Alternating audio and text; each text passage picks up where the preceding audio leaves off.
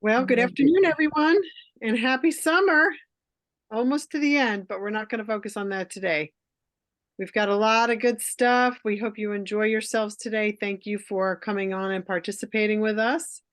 Our Summer Institute is one of our programs that is very dear to our heart. We really like to take a deep dive into some specific topics and to help all of us learn and expand our minds. So today we have Tanny Anthony, who's from Colorado.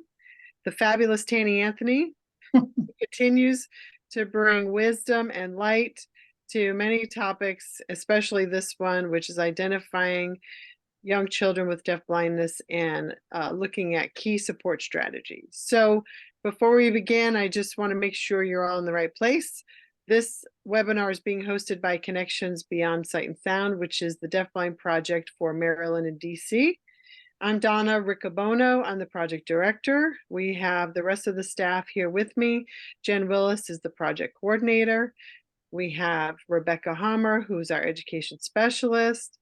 Dr. Jenny Stepanek, also our education specialist, and some family training. Sherry Dowling is a strong partner with us. She is the director of the American Society of Deaf Children. She is here as well. We do a lot of collaborative family engagement activities together. So I just wanted to say that you are here because you are signed up for 3 sessions with us. We are here today, Wednesday, August 2nd, and Thursday, August 3rd, from 3 to 5 p.m., discussing identifying young deafblind children in the field, in the classrooms, in their natural environments.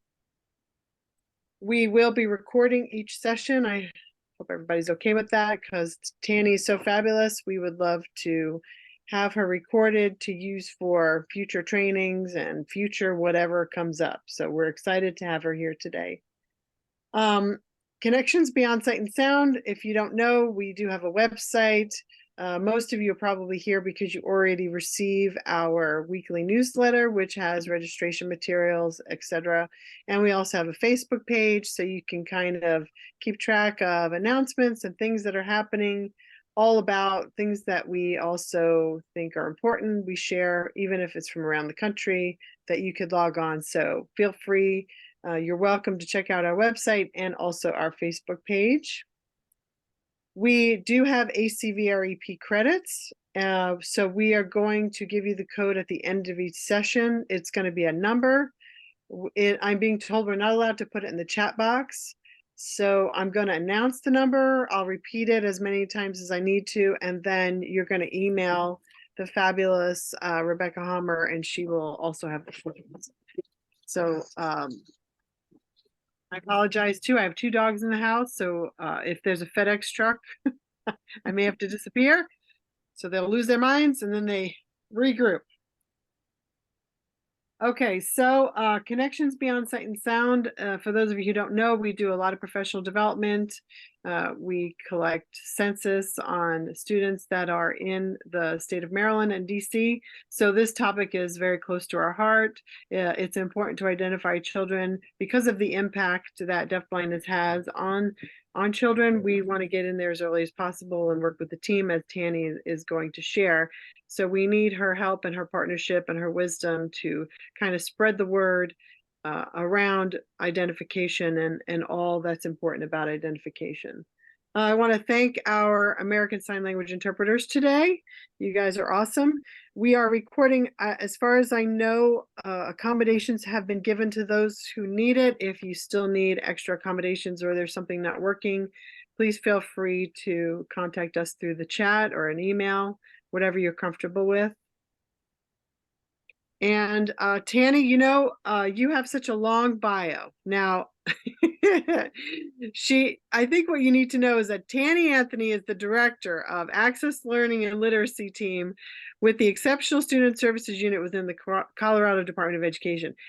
Tanny has done a lot, and she's a TVI, O&M, PhD, but I'm going to let her give you a little more background about her, so you can get to know her a little bit more and all the wisdom that she has to offer us today and tomorrow and Thursday. But again, if there's any problem, any questions, feel free to use the chat. And Tanny, I'm happy to also keep tabs on the chat if you want me to stop you and I can ask questions Perfect. ongoing if you wish, if that's something that you're into. Yes, that's perfect. Thank you. All right. Anything else, Jen Willis, that you think I may have forgotten? I think we're good. The evaluations we're going to do at the end on Thursday. And we're hoping, it's not set up yet, but we're hoping that the evaluation, once you complete it, will then email you automatically a certificate of attendance. For those of you who are just looking for the certificate of attendance. But again, we do have the ACVREP credits. I'll announce the code at the end of the session. All right, Tanny, we would love to see your pretty face a little bit better, but if that's all you can do, Yeah. we You forgive know, you. for a TBI, I'm failing on lighting, so I can do that. I'm in my husband's office, and it is sadly not a sunny day here in Colorado, so I have very little natural light. And he has a big tall lamp that appears to need a much better battery. So does that help? I just kind of tried to put a little light, a little more. So let me tell you, we're not going to be looking at my face very long because we're going to be looking at the slides. So I'm going to go ahead and get my PowerPoint up, and then we're going to do some dialogue so we can get to know each other. So I'm hoping you can see the PowerPoint, and I will put it on. Hang on one second, and then I'm going to talk a little bit about. So I'm hoping you can see it. So this is a training that is really near and dear to my heart. So I am going to just self-credential a little bit, is that I'm not a young bird anymore, but I'm still a compassionate bird when it comes to identification of young children. What we know is that it really matters. So what we'll be doing over today, tomorrow, and Wednesday is to talk about some identification strategies. I'm going to ask you to think with me.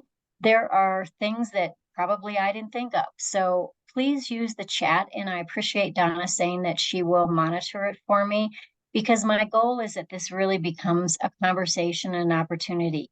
With that said, I have a ton of slides. I am a presenter who always thinks of one more thing I want to say because it's such a big topic.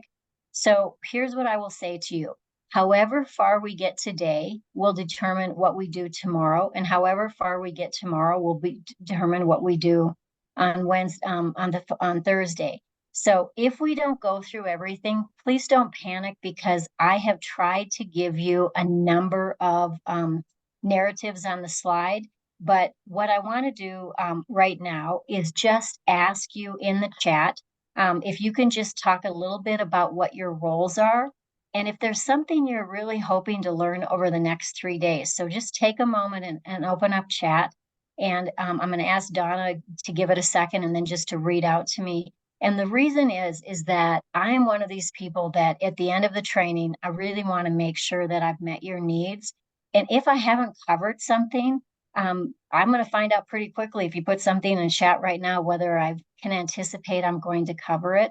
I'm also really going to invite you with full sincerity to ask questions and even challenge. If there's something that you think, boy, I have a different experience in that, this should really be a conversation. It is such an important topic for us to identify our kids as early as we know that they are deafblind. And we're going to talk about why that is and how that is.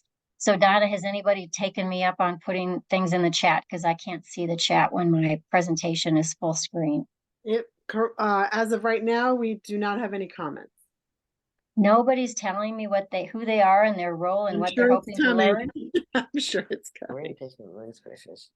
Well, here's the deal. And the reason I want to know your role is that if I know, for example, that I have a teacher of the deaf, I'm going to say, hey, lean in on areas that I may need some support, TBIs, O&M, parents. So let's just give it another minute. And if people don't want to do it, that's okay. My goal, again, is just to customize this as much as I can.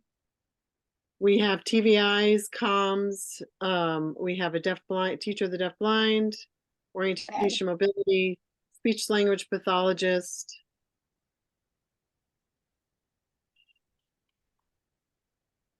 TVI preschool classroom.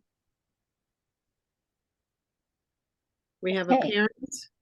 Oh, yay. Yeah. Thank you, parents. Looks like North Carolina parents. Okay, We that's have a fabulous. teacher from New York. Okay, anything that people are hoping to learn, or they're just going to trust that I'm going to do it?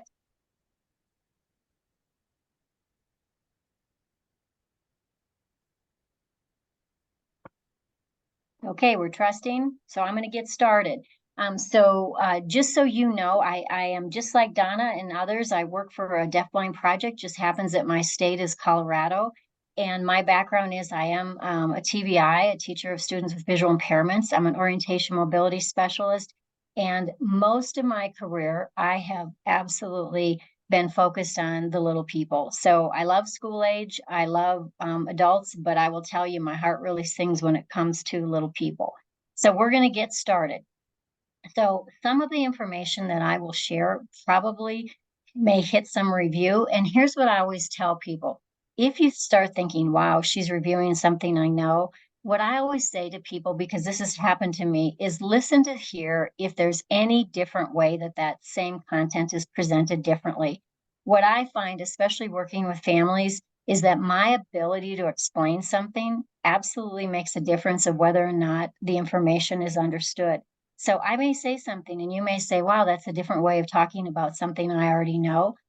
Please use the chat. Donna's going to be vigilant on it, and then we'll get started. So here's kind of our agenda today. We're going to just review some quick definitions of deafblindness. We're going to talk about incidents of early onset deafblindness. We're going to review combinations. How do these kids come on the planet? How do they evolve once they're here that really can create this thing that we call deafblindness? Why is it so important to do early identification? And then we're going to do a big kind of broad overview on the impact of deafblindness on early development. So those are our goals today, and we're going to see how far we get. You should all have, hopefully, the handout to follow along with me. So I always like to start by saying, picture a child you love. And the truth is, it could be your own child. It could be a child you work with. It could be a nephew, a niece. But in your mind, just kind of hold a kid in your heart as we go forward, and think about, what do you want for this child? So the screen just shows, a variety of kids. We got dads, we got moms, and we got a lot of little people. But just keep that in mind, and that might drive some questions. So you may have a question because you're working with a particular kid, or you've had an experience, or you're just hopeful that this is what we do for all kids. So the federal government has given us a definition of deafblindness, and what's important is that this is a school age definition. So this is not a definition that Part C or our services birth to 3 recognizes, but it is a good definition as far as getting us started. And what I've done is I've put some highlights in red of things that I think are really salient. So when you start to think about identification of children at any age, this can make sense. So this was written a long time ago. The credit is 2004, because that's the last time our federal law was reauthorized. So the definition is deafblindness or dual sensory impairment refers to the concomitant hearing and vision impairments, the combination of which causes such severe communication and other developmental and educational problems that the individual cannot be accommodated in programs solely for individuals who are deaf or blind. So what I've highlighted is that it's really important to understand that it's the combination of these two, and we're going to talk about that, and that you cannot just be served, quote unquote, by a teacher trained in blindness or a teacher or personnel trained in deafness. It requires this phenomena called understanding deafblindness. And then on the bottom, we often say this in the field, that deafblind is not hearing loss plus vision loss, but it's hearing loss times vision loss. And then I've taken it out to, the exponential of 10. So the idea is that when we get down to how does deafblindness impact development, hopefully we'll make our case on part of the reason it's so important. So it is important also to understand it's a rare condition. So you're going to see some numbers today, and they're very small numbers, but each one of those numbers represents a real kid, a real family, a real life. So it's a rare condition, but it is a condition that limits continual and simultaneous access to auditory and visual information. And that's in itself huge, because if you think about a brand new baby, every waking hour, there's information coming into this child, information that gives opportunity for development. And without that, we're going to talk about some of the risk factors. Sometimes you'll hear that term dual sensory, and it always means combined vision and hearing loss. So one of the things I just did for a presentation that just happened in Denver was I did a survey of all the deafblind projects to really touch base on how they're doing with identifying infants and toddlers. And it included some of the things that really help projects, and it also included some of the things that are hard. And one of the things that was hard was that sometimes that term deaf-blind is a daunting term, and people misinterpret it. It might mean to somebody you have to be totally deaf and you have to be totally blind to be deaf-blind. And that's not true, but that word kind of smacks of it. The other thing is it can feel pretty scary to put a label that big on a little tiny person. So I often will use deaf blindness, and I follow up very quickly with combined vision and hearing loss. It tends to be a more relatable term, especially for families, and especially for families of young children. And it always means a need for prompt and usually intensive early intervention to address developmental challenges. So it's a small population. Again, I'll give you a number. So if you ever see NCDB, it stands for the National Center on Deaf Blindness, which is our National Technical Assistance Center. We actually have a TA center just specific to learners across the country who are deafblind. And we'll learn about what they do and how we know about the number of our kids. But this is a really important quote. It is actually the smallest and most diverse group of children receiving early intervention. So if you look at the federal identification categories when children turn 3, deafblindness is one of 14 categories, and it is the smallest category of children. So when we think about sort of these combinations, we're going to talk about what makes a kid deafblind. So you can truly have a child who is totally deaf and totally blind. That absolutely can happen. You can have a child who's totally deaf and visually impaired. And so I'm making a distinction between blindness and visual impairment, that these are children who have usable vision.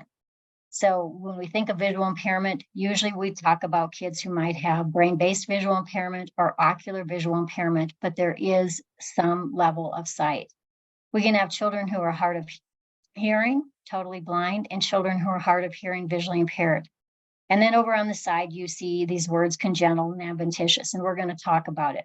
But those are kind of the 4 buckets, but they don't tell the story, because I could, and Donna could, and Jennifer could, and probably each of you could talk about any child that falls into these 4 buckets, and we'd be describing very different kids. And those are sort of the variables that we're going to talk about today. And why that's important for identification is that you may have a child who is easily diagnosed as being deaf, and it takes a lot longer for that child to be diagnosed as having a visual impairment. And the opposite can happen, or both can happen. So these variables really matter when we talk about not only identification, but they're going to matter big time when we talk about what do we do to meet the service needs of the child. So here's sort of the variables that I think of when I think about kids who are deafblind. So we're going to talk about each of these. Is the condition congenital or adventitious? What's the type and degree of the child being deaf, hard of hearing, or blind, visually impaired? Are the conditions static or dynamic? So another word for dynamic could be they're progressive, they change over time. Is it unilateral or bilateral? And are there associated conditions and disabilities? So rather than take time, I want you just to think about, why would this be so important? Why do we care about these variables? So as I talk, I'm hoping I confirm what your hypothesis is about why this is so important to know. So when we think about congenital versus adventitious, here's what it means. Congenital means that the child is born with a condition, or it happens very, very, very, very early in life. It could happen actually like due to a traumatic birth. But once the child is born and begins to, plot his way through life, we can have a condition that's adventitious. And that can be true. So if you are sighted and hearing on this call, you could be adventitiously blind or deaf at some point in your life. And it happens to kids. So it's along the trajectory. And why this is important is probably more important from a developmental perspective. And here's what I'm really hoping you hear from me. I am not putting any judgment on any of these conditions, because as I review them, you may say, oh, it's harder to be congenitally deafblind than it is to be adventitiously blind. We honestly don't know that. It really is the circumstances of the child. And that's one of the things that I'm hoping you know about what Andrew F. is, which was a famous court case that went all the way to the Supreme Court. It involved a child in Colorado. And one of the things that Andrew F. told us is that we need to look at the child in light of his or her circumstances. So as I talk, if you get a sense like, wow, she's really saying this is harder than this, I'm really not, because I've met blind children who do better than children who are low vision just because of their circumstances.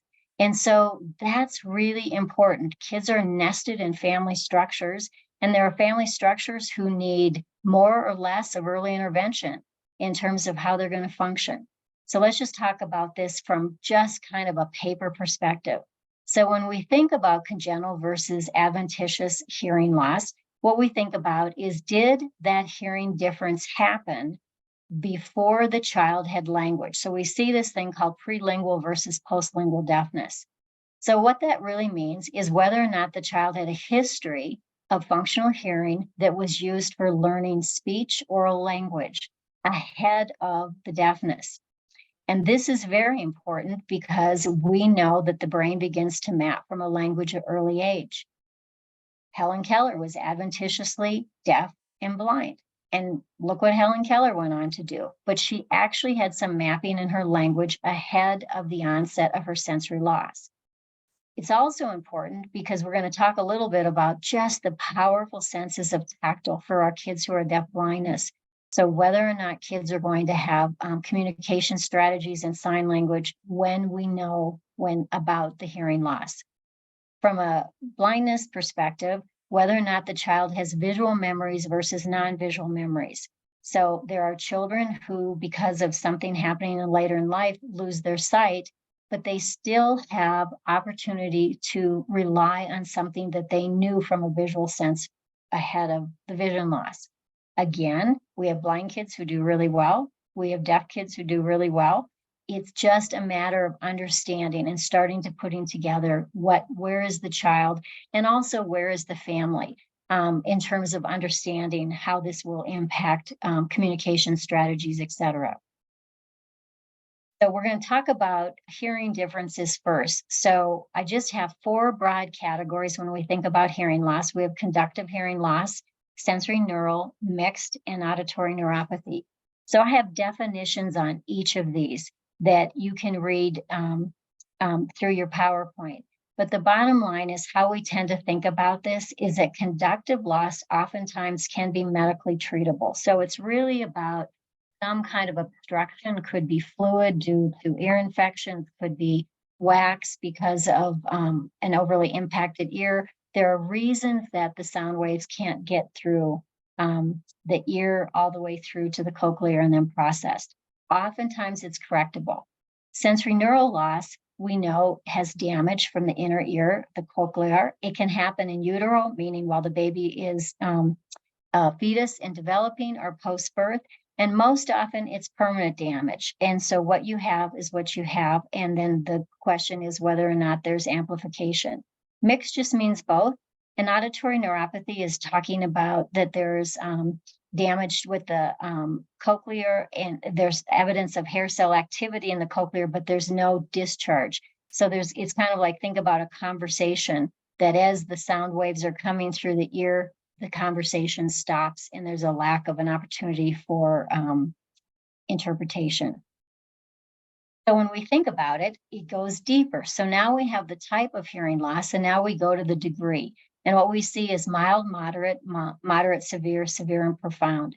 And why this is important is that it starts to give us an auditory map of the child's ability to hear sounds, whether it's vocal sounds, speech from another person, whether it's environmental sounds, etc.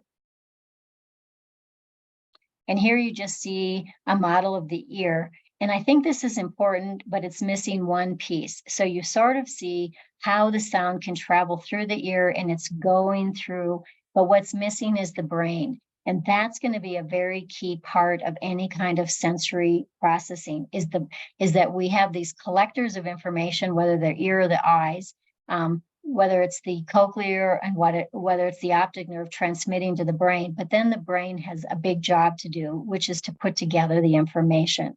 So this just gives you a sense of where conductive loss happens and where sensory neural loss happens. So I am going to see if I can show this video, and we were practicing before, so I'm going to see if it happens. Some of you, whoops, hang on, I got to end my show here.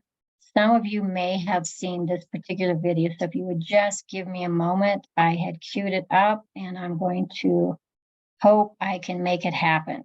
So I need to go back and share. Sorry, I'm talking myself through this if you're wondering what I'm doing. Hang on. I have a very small computer screen, so I have to, okay.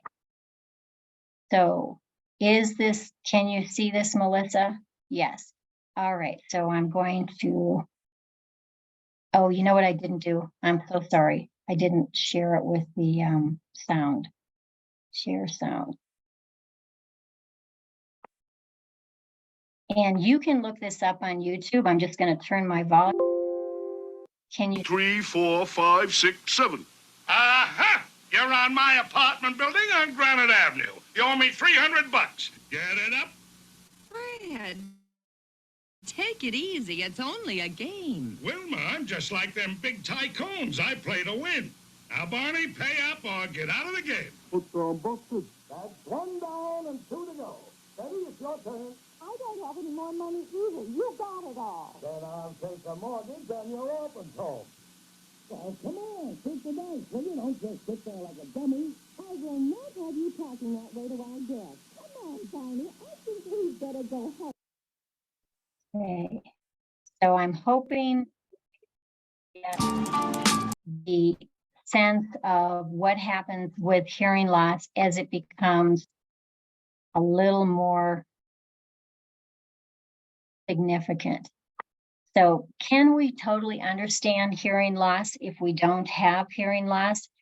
All we really can do is take how our brain is wired for hearing and apply it to what we are hearing and make probably a little bit of some assumptions. And what I always say with simulations is that it's not an exact science, but hopefully it gives you a wind direction. What it should never do is make you feel sad or make you feel sorry. It should make you aware of information that can be gained in another manner if it's not through your auditory sense. And that could be sign language, tactile sign language, visual sign language, could be object cues, could be lots of things. But it shouldn't make us feel sorry, but it should put us in action that we're doing something about possible missed information from the child's perspective. The other thing a simulation can do is to give perspective of sometimes the fatigue of children who are hard of hearing and using amplification, and all they have to do to listen and learn what happens when the environment is busy. Lots of noise, lots of sound, and the child may not be able to concentrate. What happens if it's a familiar or an unfamiliar set of vocabulary? So if you use simulation, I hope you always use it in the spirit of understanding, but never in the spirit of feeling sorry or sympathy. Sometimes when I've done visual simulations, people will say, oh, that is so awful, and I know that I failed. Because that's not the goal either, is to think this is terrible. The goal is to say, what can I learn from this to be of support of a child? So here we just have an audiogram, and hopefully our kids who are suspected and confirmed of having hearing loss are seen by an audiologist, and we're really having a chance to just look at, that degree of hearing loss and to understand it so that, again, we know how to approach education with the child. I'm not going to read this slide. You all have it. It's about mild to profound, and it just gives you a bit of a perspective that maybe you heard when we did the Flintstone cartoon. From everything from mild, that there might be difficulty hearing faint or distant speech, to profound, that it may be more vibrations or tonal patterns, but you're not getting the context of the language.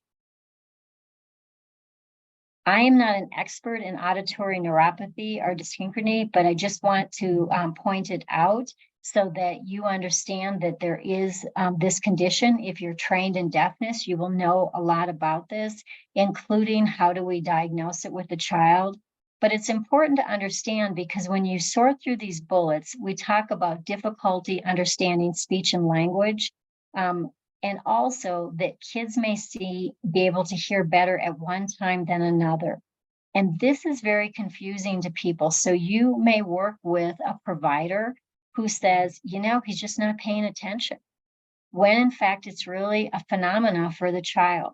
So if you have a child with this condition, I would ask that you be educated by people smarter than me on it to really understand it deeply, but to also understand what it means from a programmatic perspective, and how do you share it in a way that people are understanding this is the circumstance of the child, as opposed to a willingness or an unwillingness to pay attention.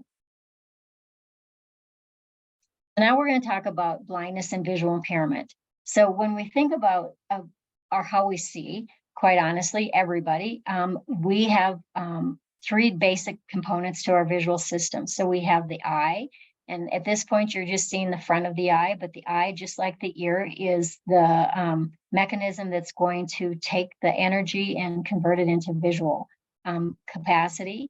And then we have, I did types. I am so sorry. I am so sorry. I'm looking at Melissa. I didn't read my slide well. But then I actually did this wrong, because I wanted to tell you that you need your eye and your brain. But I misread my slide. This should be types of visual impairment. And we think about ocular visual impairment. These are things that happen to the eye. And there are many, many components of the eye. And for every component, there are things that can go wrong, starting with the cornea, which is our clear layer. And what you see here is you see the iris, which is the colored part of the eye, and then the pupil. Every single component of the eye can be damaged in utero, as well as adventitiously, that can cause ocular visual impairment. And this is cortical cerebral visual impairment, which is our brain-based visual impairment. And then we have kids who are both. So when we put those categories together and we talk about degrees, you got a lot of words here. And this is where your eye care specialist and your teacher certified in visual impairment, your O&M specialist, can explain it to you. But we have everything from ocular to a child who's totally blind, to a child who might have light perception or projection. These are kids who probably don't see deep form. They're not going to be readers from a print perspective. They're going to be Braille readers, but they can perceive light. And what it means with projection is that if the light is coming in, like, say, think about light underneath a door. There's a dark hallway, but there's a light coming through the door. They might be able to perceive that. Count's finger is very crude vision, that you put your hand up and you hold a number of fingers, and under the right circumstances, kids can identify how many fingers. Legally blind, low vision, those are terms that we use in the field. They usually mean acuity deficit, but they also can mean types of vision field loss. And we're going to show a little bit of field loss so that if you don't know what that looks like, we can make sure you do. And then there's brain-based. And I will tell you, I was just at an international conference that was held in Denver, and people are talking about cortical/cerebral visual impairment. They're getting both those terms in. What I will say to you is that it means brain-based visual impairment. And there's a host of possible characteristics that we see. So unlike ocular visual impairment, we don't really have a legal blindness or a low vision kind of criteria for brain-based visual impairment. We have more what we would consider characteristics.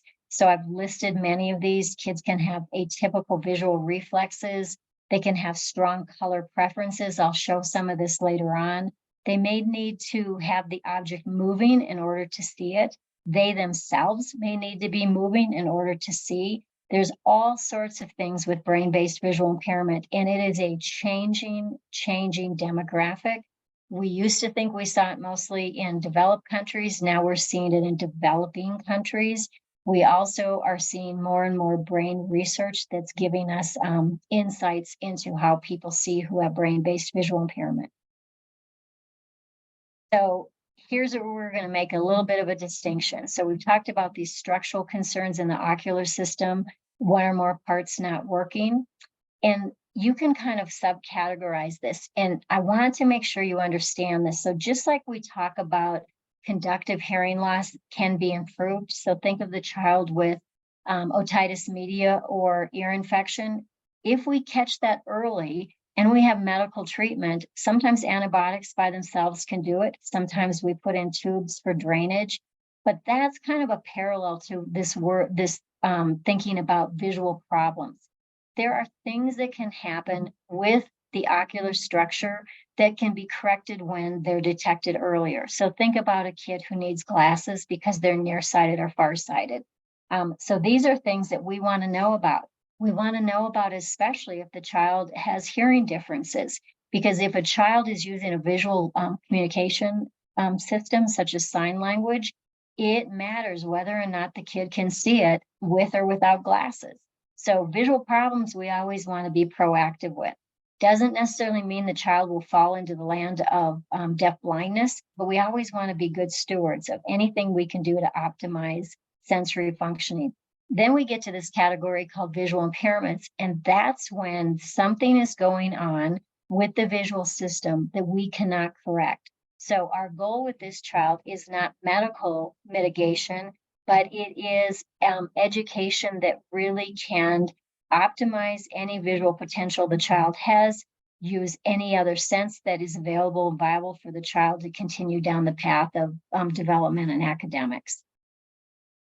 So here the slide just talks about some of the things we worry about, whether or not there's good clarity of the vision, where the field is, whether the eyes team well together, we call that ocular motor, whether there's an unusual light sensitivity. And I also put needs because we have some kids who need more light and some kids who need less light. And then we have this thing called visual interpretation. And this is where we start getting into that brain-based visual impairment.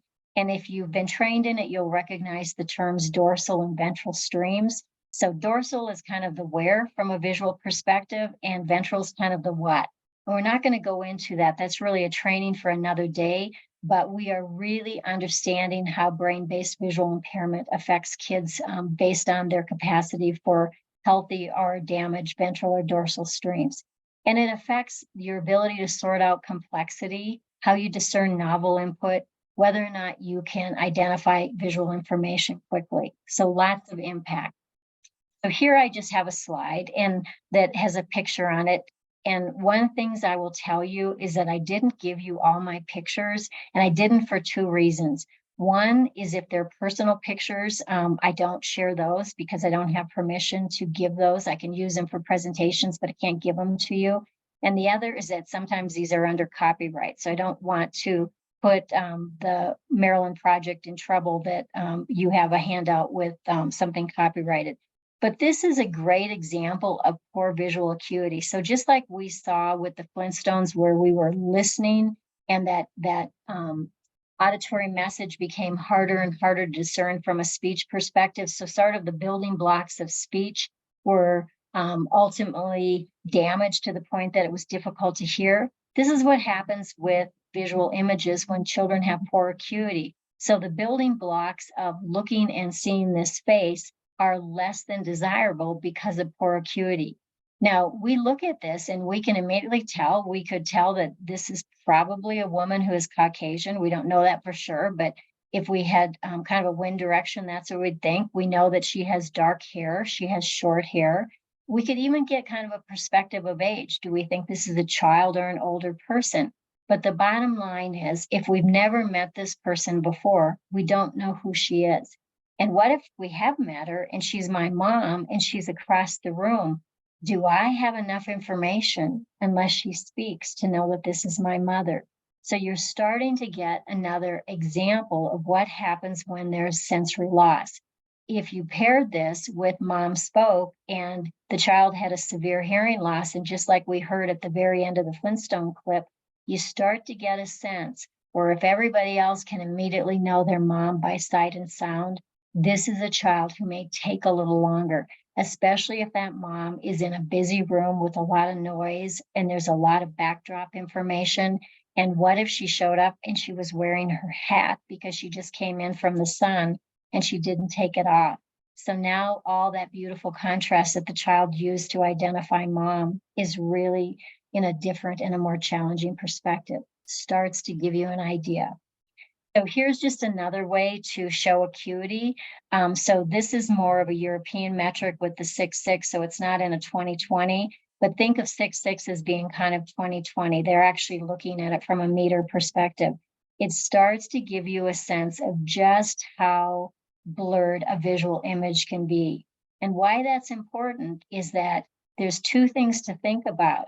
Is, do I have familiarity with this little mouse? Meaning, so look at the one on the bottom left. If you had familiarity with that little mouse, even if it was 6/120, you might be able to see it. But the other thing is the distance. How far is it away? And I should have said there's a third thing. At this point, that little mouse is in a nice clear background. What if that little mouse was in a toy box and competing with all the other little animals and critters and stuffies that are in the toy box? So it starts to give you an idea that a child may respond to this little stuffy in one situation and not in another. And that's the complexity of sensory loss. So here we have, this is actually a wonderful little image that Perkins School for the Blind put together.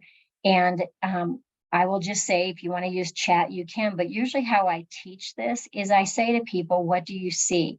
And normally what people respond is first they see colors. So I start to hear blue and yellow and red and white, and maybe some kind of, we don't know if that's green or gray, but people usually identify color first. And that starts to give you a clue of just how important color is when we're teaching kids from a visual construct. Also, people tend to see vertical. They immediately start to say, it looks like there's some poles. And many people actually know what this is. And if you know what it is, it's because probably as a person with sight, you've had experience with this particular structure. So what I'm going to do is I'm going to show you very quickly how it turns into the image of what it really is. But as you look at it, keep in mind what you think you see. And now when I show it, I want you to think about what didn't you see. So when we take it from a very blurred image to a clear image, I'm wondering how many of you knew that that little white blob was actually a friend. So if I took this child to the playground and for the very first time and I said, hey, head over to see your bud Tom, would the child really know that Tom was on the playground equipment? It also gives you a perspective that there's a fence, that there's cars, there's trees. So once the child has the experience, that blur starts to make sense. But until that time, that can be very daunting to a child. Now let's just picture this is a playground with a bunch of kids, so you get a lot of noise and running and swoosh and movement, etc. This could actually be a very intimidating experience for a child. And so sometimes people interpret children's behavior as one thing when in fact it's another thing. So you may see a kid be very reticent to experience this. And it's not that this is a reticent kid, it's just that it's an overwhelming circumstance. So just starts to give you an idea about the power of the senses. So we're just going to briefly talk about vision loss from a field loss perspective, because sometimes we spend a lot of time talking about acuity, and that's pretty easy to simulate. You can actually put simulators on people's heads and get a sense of what they see. Should I be admitting people? Somebody just showed up admitting. I just admitted somebody. I hope that's okay. So here's a field loss, and it's called a central scotoma. Now, what this is really a picture of is these two little boys, and they have balls. But the idea with a central scoma is wherever you look in from your central vision is gone. So what I would say to you is when we think about the child who has deafblindness is imagine then rather than this is a static picture of these two little guys with a ball and a fence in the background, what if this was somebody interpreting? Maybe you would say, well, I just wouldn't see Anna's face, but I still would see her hands. But it sort of depends on what's happening. What if she brings her hands to her face? All of a sudden, does the sign language go away? So it starts to give you a sense about why we need to start unpacking this.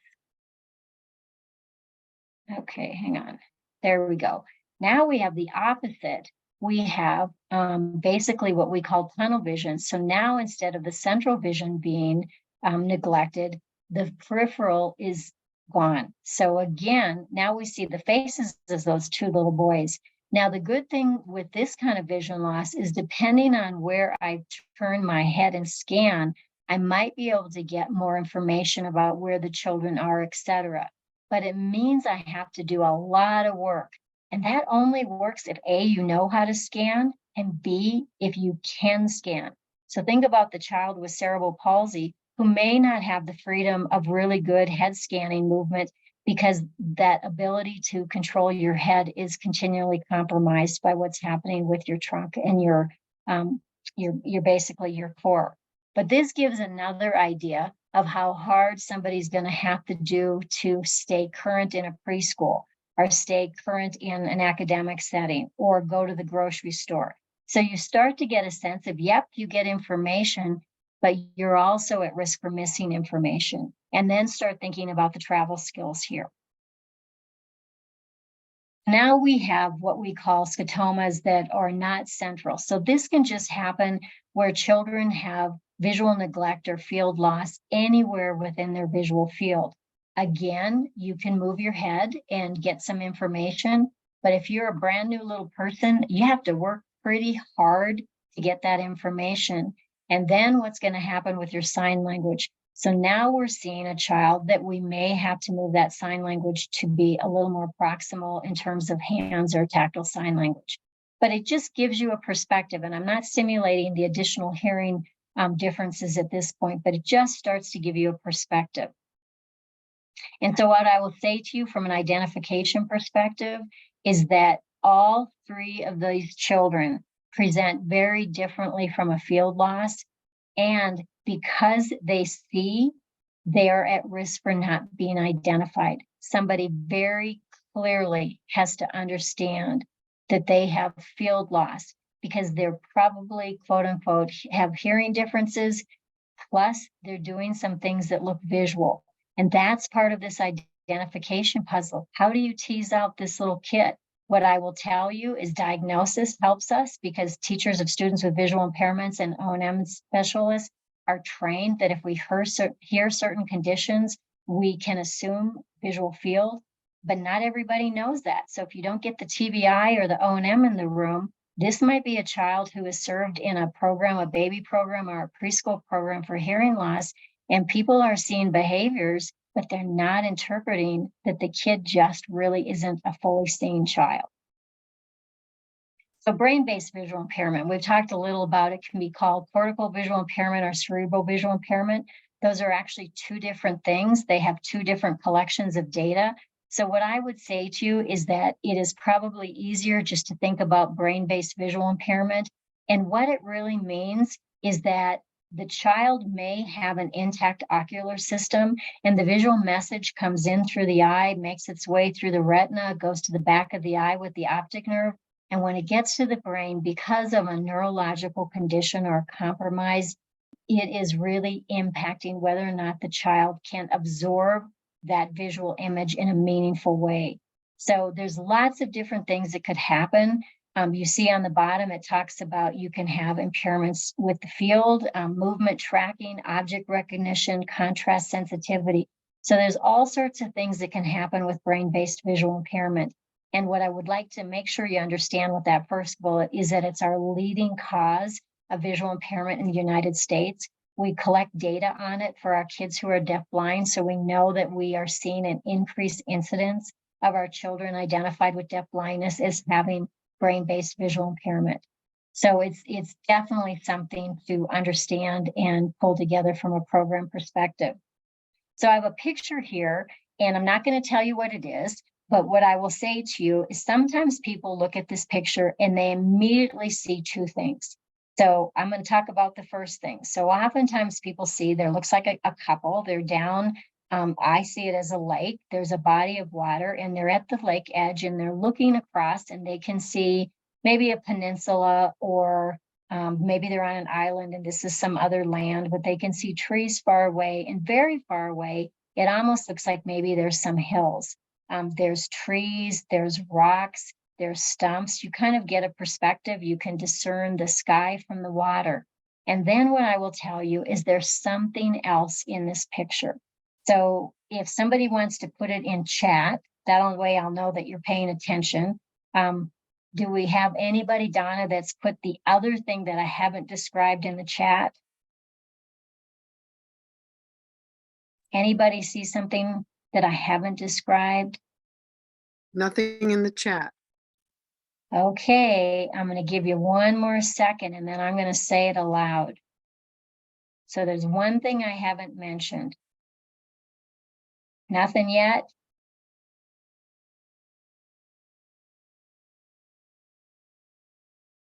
Okay, do I I need to see say? something. Well, okay, somebody said baby.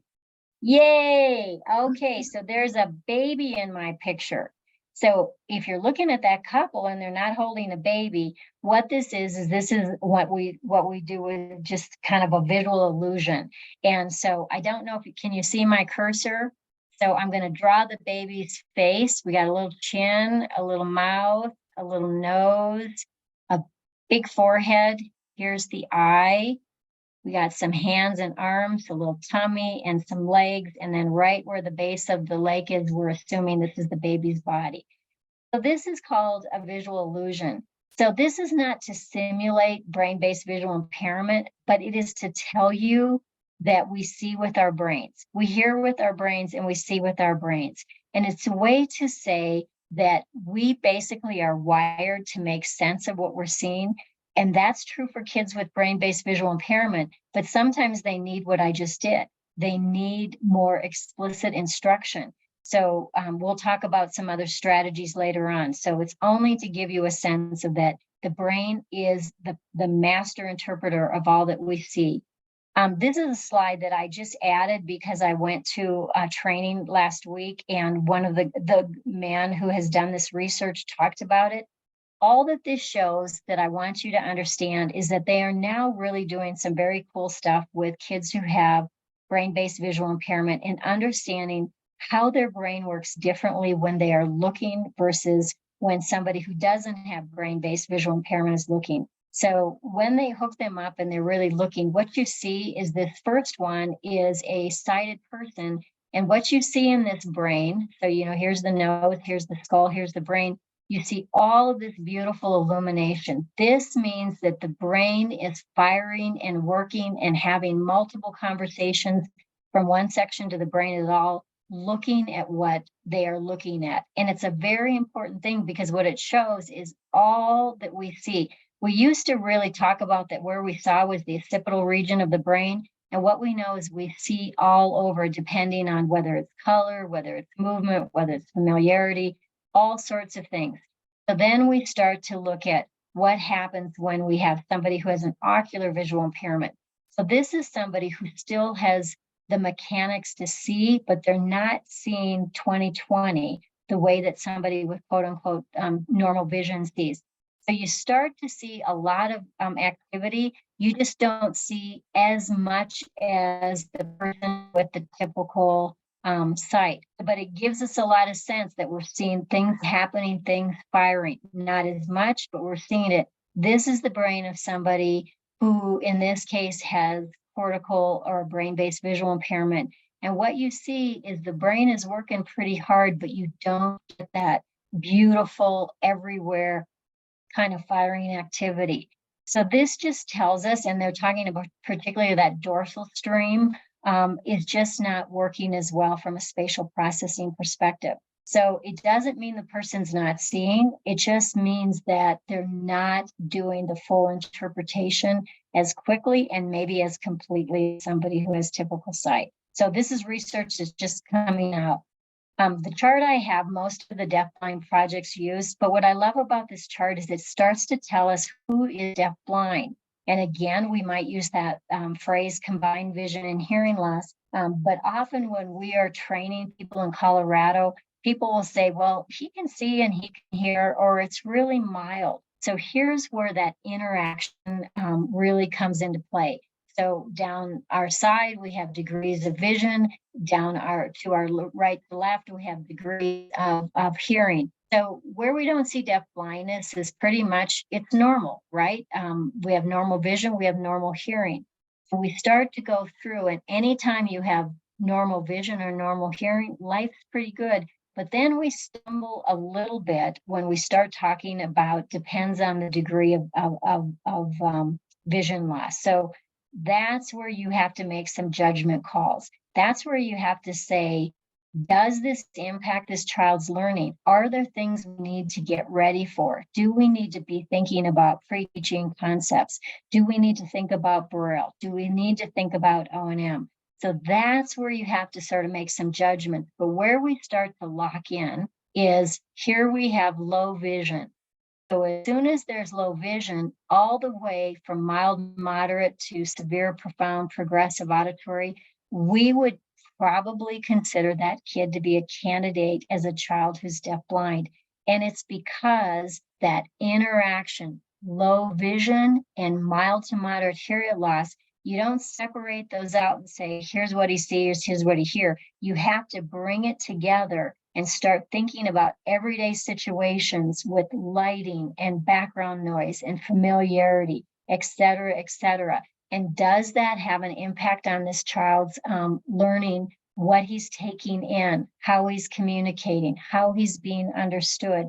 And then start thinking about that visual fatigue of, remember that face that I just showed you that's blurred, and now I've taken down some of the auditory, and you start to get a sense of the struggle. That this is a kid who maybe can do it well, but maybe by afternoon is absolutely exhausted. Or maybe this is a kid who has further complications of additional disabilities, and now it's really hard. So this is a nice chart to sit with your educational teams and also your early intervention teams to say, once we kind of quantify the degree in some of these variables, does it start to give us a picture, and can we make a case for deafblindness?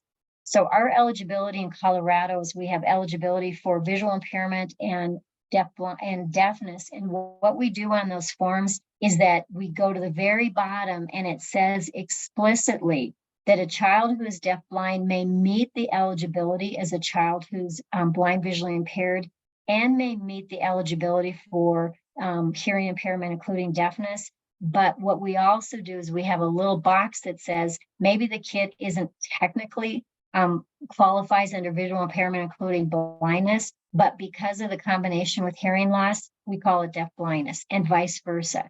So give yourself that latitude to make a case. And I will say, when it comes to babies and little people, this is my rule. You err on the child side. Call it. And then later on, if you start to see, as the kid has maturity and more understanding of the world, it doesn't have the impact, then uncall it. But don't wait and see. The worst thing you can do is wait and see, because the child may need the strategies specific to deafblindness to really make the next step. So there's lots of gray areas in deafblindness. So I kind of have this, one side may be, absolute confirmation of deafness, hearing difference. The other is absolute confirmation of blindness, visual impairment. But then there's that gray area. And living in that gray area is a kid who's struggling, and maybe people who are misunderstanding the kid. So static versus dynamic. I am just looking at time, and I'm realizing I need to not be so chatty. So unless you have questions, I'm going to kind of keep going. But the bottom line is, please take time to read this, because it's a very important slide. It talks about hearing loss most frequently is documented between 3.5 and 7 years. So what happens during those first 3 years? Are we missing it? how bad does it have to be before we pick it up? And that's why we need to know some of the high-risk conditions like cytomegalo-inclusion virus. If you know a kid has CMV, absolutely get ready. This is a kid who's at risk for progressive loss. Some of the syndromes, absolutely get ready. This is a kid who has loss. Whether or not there's ototoxic medicines, and we'll talk about that. I think that's probably a little tomorrow. But bottom line is we need to get ready that we can have kids who have glaucoma. They have a condition that truly could render them to have a serious visual impairment. So people who understand glaucoma need to say, hey, team, get ready. This kid's at risk. There are retinal conditions where we see progression or degeneration of vision loss. So pay attention. What you have at birth may absolutely not stay the same. So unilateral and bilateral. This is important because in the old days, we kind of like, well, hey, you had one good ear. Hey, you have one good eye. So it doesn't matter. But listen to this. A voice heard clearly at 40 feet away at 2 years can barely be heard at 10 feet away with 1 ear. So now start getting a sense of what kids are missing. So it does matter whether or not it's a unilateral, bilateral. Same with vision. What we know is that you can do really well with one healthy eye, but you will have a lack of true depth perception. Your field loss is going to be more obvious on the peripheral field, the side of the vision loss. You can do it. You can close your eye and take your hand and figure out when you can't see it anymore. And that is the reason that I've added this piece called increased risk of injury. Kids with unilateral visual impairment are more at risk for damage to the healthy eye because of the field loss that may prevent the child from seeing something coming in their way that could cause damage. And all of these things are going to result in fatigue. So then here's our last variable, the presence of additional disabilities. So what we know based on our data that we collect on kids identified as deafblindness, having deafblindness across the country, is that these are kids who most often have something else going on. So you know that they can have what might be called deafblindness plus. So if you read the data, I would say get ready. You can absolutely meet a kid who quote unquote is only deafblind, but chances are you're going to meet a child who sometimes the deafblindness is buried because the kid has many things going on. So what we see is about 43% of our kids have 4 or more additional disabilities. So this is, again, a spectrum population from kids who are, quote unquote, only deafblind to kids who have many things going on. And when we look at our research in our fields of deafness and blindness, we start to understand it. So the data that I have talks about 1 in 5 kids who have hearing differences who will present with multiple disabilities. Sometimes deaf education people talk about deaf plus. So we're seeing this more and more often. 2 out of 5 of kids who have visual impairments will be kids with multiple disabilities. And the asterisk on this is that some folks think that this is a lot higher, that it's, 60 plus, maybe even closer to 70 to 90%. And why this is important is that when we're identifying deafblindness, is it can get buried. People can say, this is a kid with intellectual disabilities, orthopedic challenge, other health impairments, fill in the blank, and they're not digging deep enough to say, wow, hearing is really compromised, vision is compromised. Now we truly have a kid who has limited access to the world. I wonder if that could be part of the problem for the communication. I wonder if that could be part of the problem for quote unquote intellectual capacity. So it's important that we dig deep because many of these kids will present as kids with multiple disabilities, which in fact bears out with our December 1 counts with the school district. We know that many of our kids live in the eligibility category of multiple disabilities, and this may be also very true in the Part C world.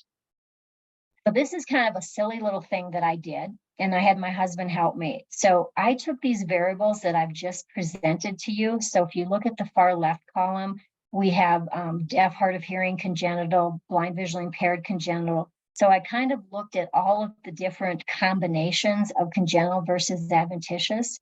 Then in the next column, I talked about what was sensory neural, what was conductive, what was missed, what was auditory dyssynchrony, plus whether it was ocular, brain-based, or both for blindness. So you start to see, I've put all these categories together. The third one is really about degree. Here is about static or progressive. Here's about unilateral, bilateral.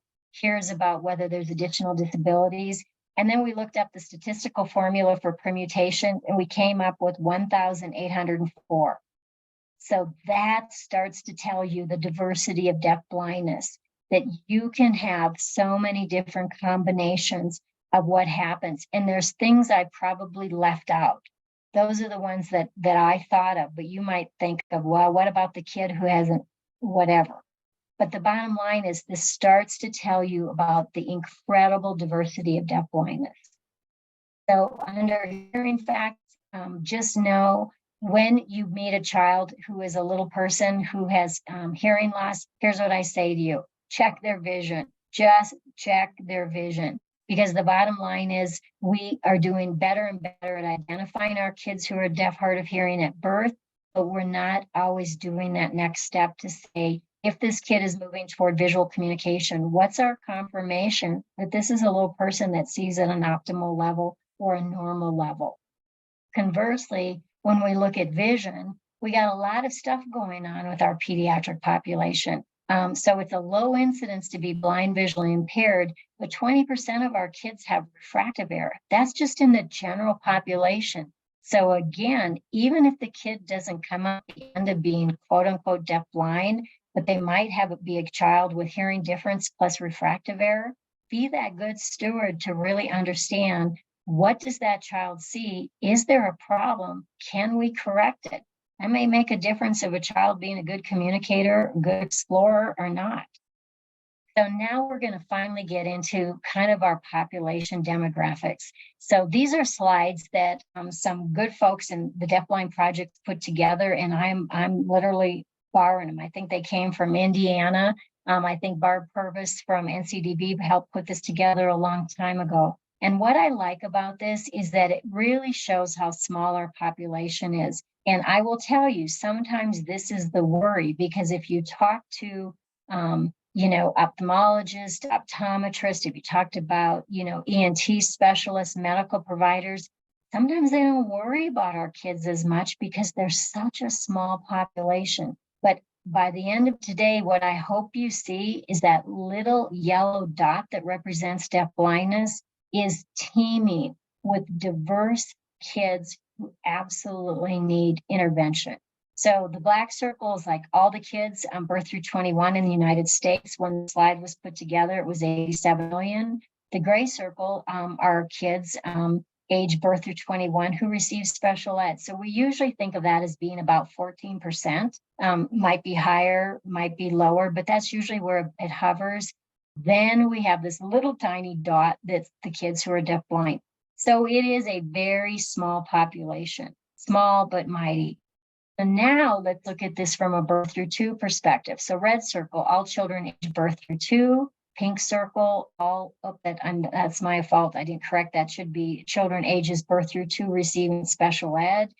So those are probably our Part C babies. And then here again is white.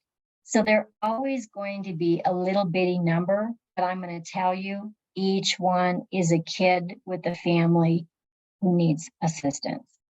So how are we doing? I won't go to this link, just know our Deafblind projects are all across the country. They're in Alaska, they're in Hawaii, they're in Puerto Rico, they're in Guam, they're in, I'm blanking on the territories that I should be saying, US Virgin Isles. They are across all of our territories. And what's really exciting about this is the federal government for years and years, over 30 years, has given money to states, et cetera, so that we are identifying children who are deafblind and providing services because of the extreme need of these kids. So this link will take you to the last child count report, and you will find data from all of these projects about what's happening with identification. So I will give you a little more detail on that. So the very last One we did was actually December 1, 2022, but that hasn't been formulated. So you can find the report for December 1, 2021. And what we knew at that time is we had about 10,000 kids, about 10,500 kids. So that's birth through 21 for the most part. We do have a couple of states that go beyond 21. They may serve kids to 22, or in Michigan State, they actually go to 26.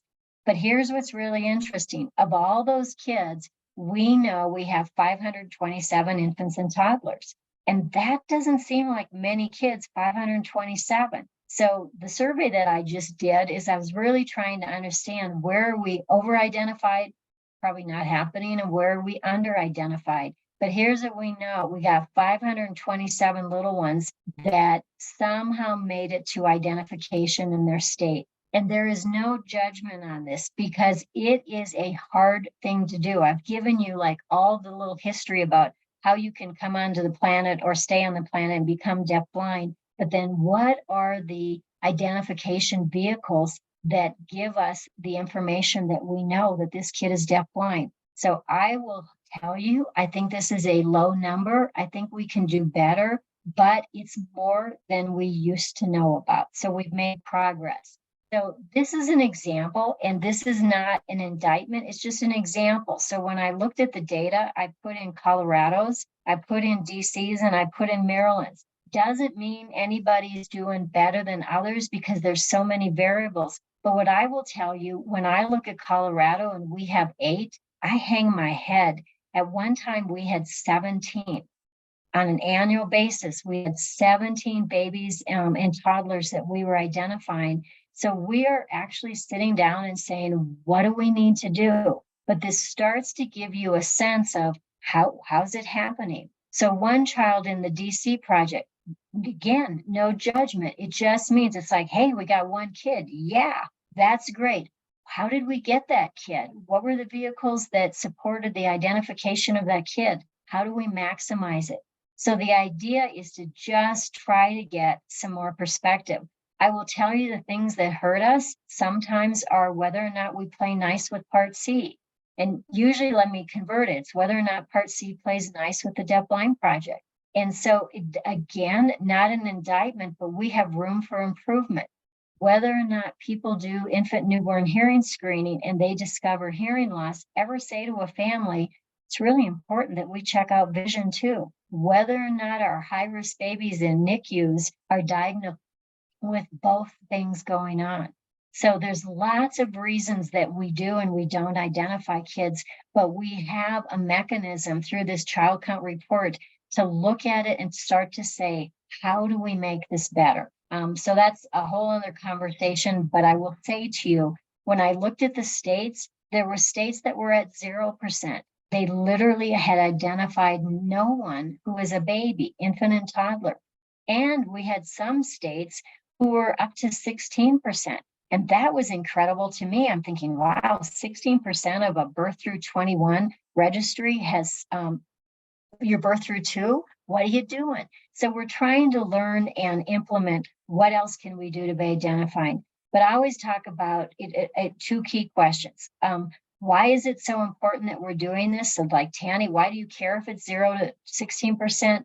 And how to support early identification. So that's going to be some of the conversation we have next. So I want to end today with just talking about why it's important and what the impact. So I have a picture. I put this together. I got a little curtain rod and it's a window. And we always think of kind of the window of the brain. And I have a little person that's showing the brain. And here's what I will say to you, and I'm sure you know this, and I'm just preaching to the choir, is that at no other time in development does the brain do the extraordinary work that it does than the first 2 years of life. It is mind-boggling. So the next one is a slide. This is a slide that Dr. Bruce Perry shows, and he is somebody that I follow closely because he really has a neuroscience background to understand development. And his work early on really was about kids of neglect. And now he's really doing a lot more stuff on neurodevelopment. And when he put this slide up, I attended one of his sessions. I thought he was talking to me. I thought he was in my dining room with me on Zoom going, Tanny, I'm talking about kids who are blind, kids who are deaf, kids who have deaf blindness, because this is the powerful news of early development. So what you see is kind of like a triangle. And what I want you to think about it is this is the brain. And so in order for the brain to do its work any time, but starting with infancy, is you need two fuel sources. So at the very bottom, you see two arrows, and one says the inside world, somatic input, and the other is the outside world, sensory input. So the brain is fueled by what's happening internally with the child.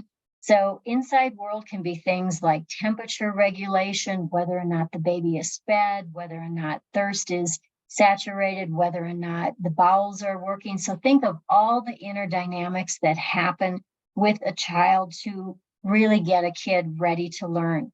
Now we're going to parallel that to the outside world. And the outside world is about sensory input. So that's where I thought Dr. Bruce Perry was saying, hey, Tanny, I'm speaking your language and I'm giving you concepts. So the idea is that when you take the inside world and the outside world and you feed it to the brain, the very first function that happens is with sensory regulation. This is sense making of what's happening inside your body and the information that's coming from out your body. As you regulate, you are in a place to go to the next place where you're starting to relate to the world and what's happening with that input. So relate can be a social construct, it can be a cognitive construct, but as you go up into the hierarchy of the brain, this is where we reason and reflect. I want you to think this is where we learn. So the top part of this is that you have all the readiness because of what's coming in, how you're digesting it, how you're basically dealing with regulation to the point of learning. So if you have compromised on any two of these bottom levels, you have compromised to what ultimately is going to happen for sensory regulation, capacity to relate, and capacity to learn. And right here we see this thing called deaf blindness. We have compromised sensory input coming in. Now, that's not the end of the world, people. That's why we have early intervention, but it starts to give us a story about why might a child have sensory regulation problems? Why might a child where we do this relational compromise, and why may we have learning? And this starts to tell a story about how misunderstood a child with deaf blindness might be, because we may be thinking intellectual disability, behavior problem, can't get it together all over the place. And it's really about that initial fuel. There is no time in life that this is probably more critical than the first weeks and months and years. It happens the rest of our life. I will tell you, we do this every single day. It doesn't matter how old you are. But the bottom line is when you're a little person and you're carving the foundation, it is the foundation. It is fundamental. So this is one of the reasons that it's so darn important to have early identification, is that the sooner we know, the sooner we can address.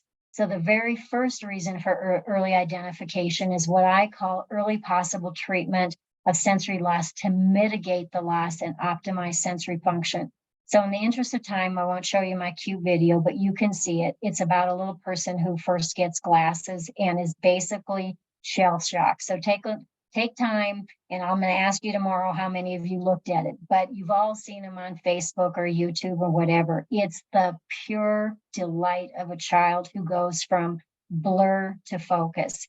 And why this is important is that nobody in the early intervention field and no one in an education field can do the things that need to be done to medically optimize or mitigate sensory loss. And so the doctors are important, and they're important for this identification because they may be able to, quote unquote, make something a little better. So this is just a cute little thing about, we got Linus and Lucy talking about he has to wear glasses, and then he goes through all this emotional experience, things through his mind.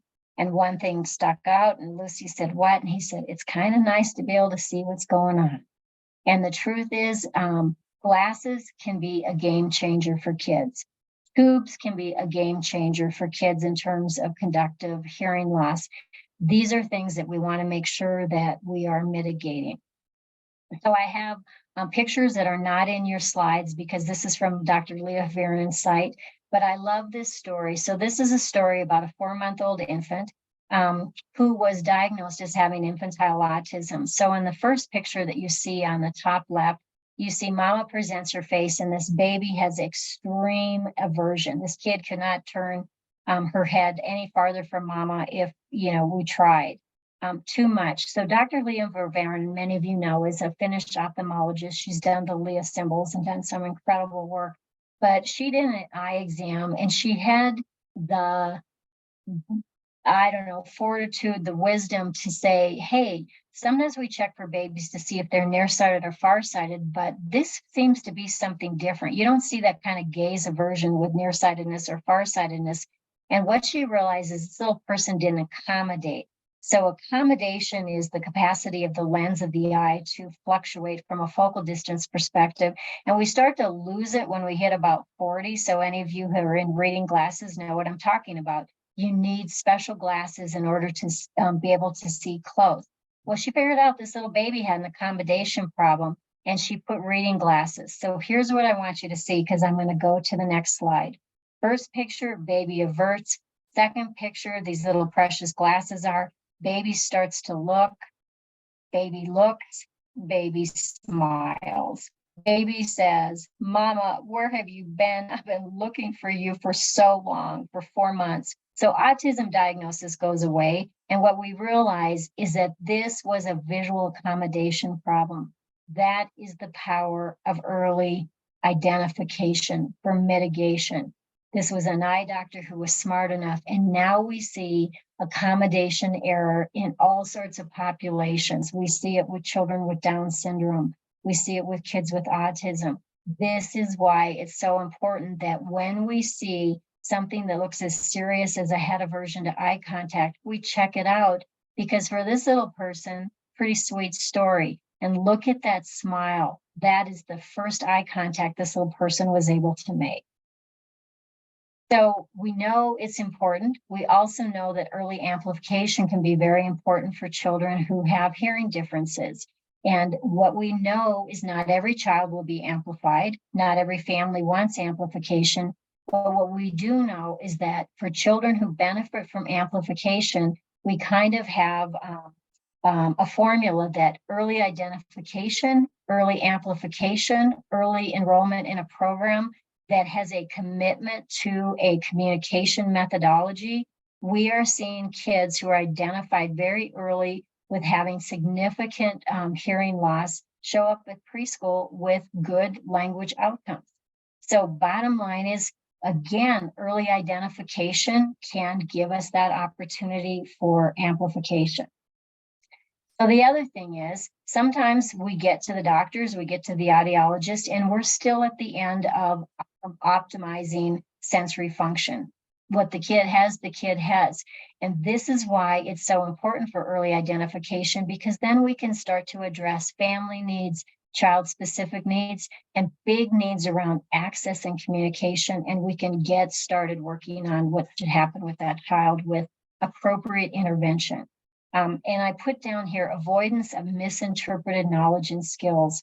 And why that's so important is that if you know what a child has, and remember that interaction between vision loss and hearing differences, if we start to understand it, we don't misinterpret the child. We actually get the kid, and we understand what do we need to do so that others get the kid. And it makes a big difference. So we're going to now spend our last bits just talking about kind of the challenges. So these are, again, the why of early identification. So we have a picture of a young Helen Keller. I've already told you, so I'll give you a little bit of scoop on the combo. Helen Keller was born as a sighted and hearing child.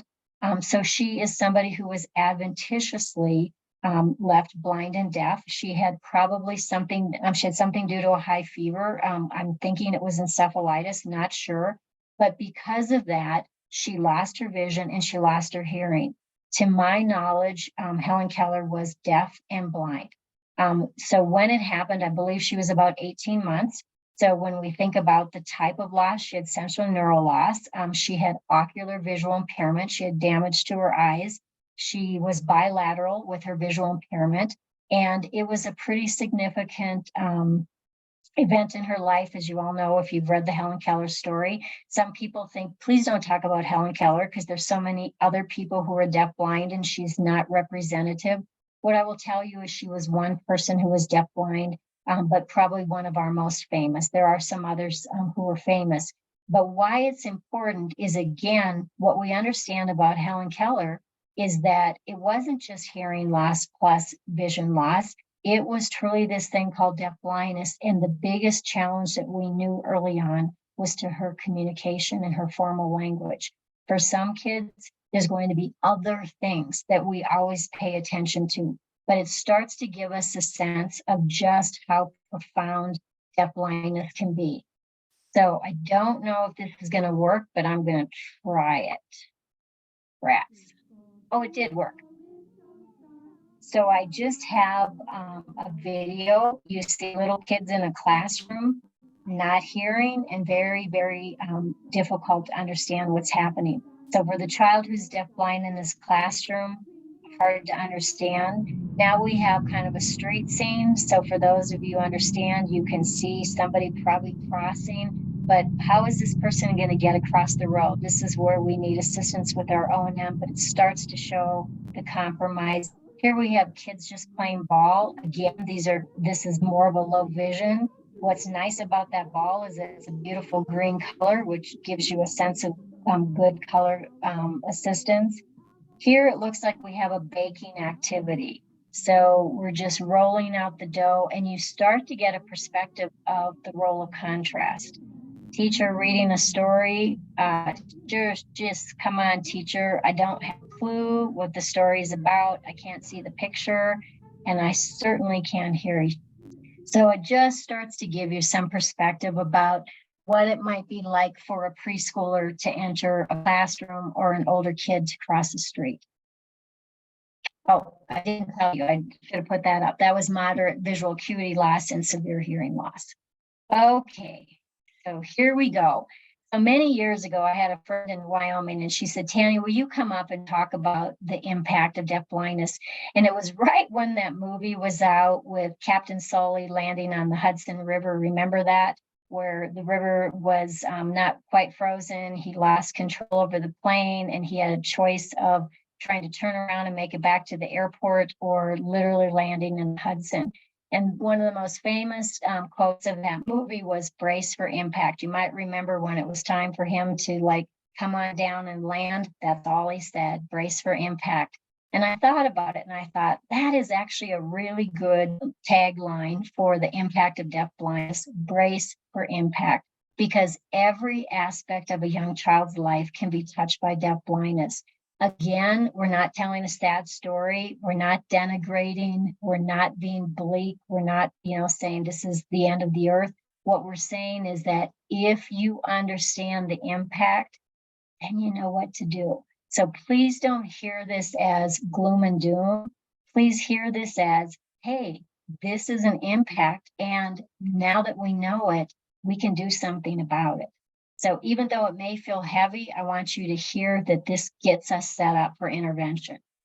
So when we look at the role of vision, it's a pretty powerful sense. It's a near sense and it's a distant sense. And it's tied to something called incidental learning, which means babies look around and they gain information that we never deliberately teach. It happens throughout our life. I could take you to a new country. I just went to Egypt in, what month was that? January. I'm going to tell you, there were things that I had no clue exactly what I was seeing, but I saw it and I started to make sense of it.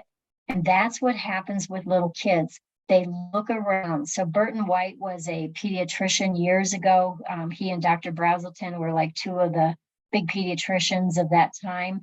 And he did a study. And what they did is they actually looked at babies. What do they do during their waking hours? They just wanted to see, what do little tiny people do? And what they found with kids like between 3 months, I think it was 3 to 9 to 10 months, I'd have to go back and look at the study, is that like 80% of the time, they were just looking. They're just looking. They're not interacting. They're just taking it in. So this sense of near and distance that just gives you information is something that we cannot overstate. It reinforces information about where things are located, how far things are away, that milk goes into the refrigerator and then there's a glass in the cupboard. It reinforces communication opportunities. I look at mom's face and I know she's happy to see me, or I see that she's unhappy because I've just done something naughty. There's all sorts of information, and it's a strong motivator, move and explore. So it gives quick synthesis of the world. Not only do you have details, but you have big picture. It is ginormous for communication. And it also talks about what I just mentioned with those nonverbal cues. Whether or not my face says I'm happy to see you, or I'm like, ooh, I'm not really happy to see you. It gives a lot of information. So the role of vision in early development is big. The role of hearing is also near in a distant sense. It's also tied to incidental learning. So think about just listening. If I'm just hanging out and listening, I can learn a lot. And that's what babies do. They start to hear about mom talking about what she needs to go to the grocery store. And now we go to the grocery store and that very thing she talked about, now I know it's on the shelf. Starts to give vocabulary. Again, it informs phonological sound map for oral language, and that map is used later to read. I like this one. Somebody once said it's our only sense that can bend around corners. So think about it. I can be in my husband's office right now and I hear something going on upstairs and I start to get some information about whether or not the dog is doing something upstairs, or somebody drops something, or the doorbell rings.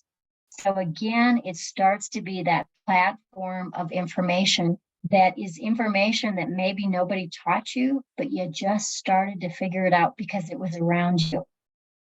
So we just know from an information perspective, vision and hearing are continual informants. So we also know with our kids who are deafblind, because of the incidence of additional disabilities, that these are kids who can have a real health impact. And sometimes they're undergoing procedures at an early age that are pretty invasive. So we're going to talk tomorrow about prematurity. And the truth is, prematurity can be a pretty rough times in terms of invasive procedures. Sometimes our kids have cardiac problems, or they have other problems that require surgical procedures. Sounds silly, but we got kids who, based on their diagnosis, can be constipated. Remember, we talked about what was happening internally as one of those fuel sources to the brain. Kids with dental problems, ear infections, reflux. I will tell you, we had a kid on our census a few years back whose behavior radically changed. Nobody could figure it out. They thought something was going on at the home. It raised all sorts of suspicions. She became very difficult in school, incredible meltdowns. And this mama who gets a medal said something's not right, and she pushed and pushed with the medical community, and finally they figured out that her seizure medicine had pretty much burned a hole and she had unbelievable reflux and was in agony. And until they figured that out, we saw a lot of behaviors. She couldn't communicate what had hurt. We just saw her stiffen. She might have pulled her hands and arms up to midline, but she became incredibly vocal and even violent. She was in pain. So understanding this is really important. Migraines, muscle spasms. We don't like to think that kids hurt, but we have kids who truly have conditions that cause pain and discomfort. Possible poor temperature, hunger, thirst control, pain. So again, those internal functions, we may have kids with hypothyroids. We may have kids who have other complications at a brainstem level, where you see unbelievable challenges with the capacity to regulate. These are kids who the deaf blindness didn't make the health impact, but because of the condition that caused the deaf blindness, they have concomitant health challenge. So these are kids that we really need to pay attention to for just good general health and comfort. And then also possible body impacts due to self-injury. We've all known the kid who bangs the head against the wall, or they eye poke to a serious concern with the health of their eyes. Sometimes we can understand why that's happening. So I think about the child I talked about who was almost violent with the reflex. She did have self-injurious behavior that was incredibly misunderstood because of pain.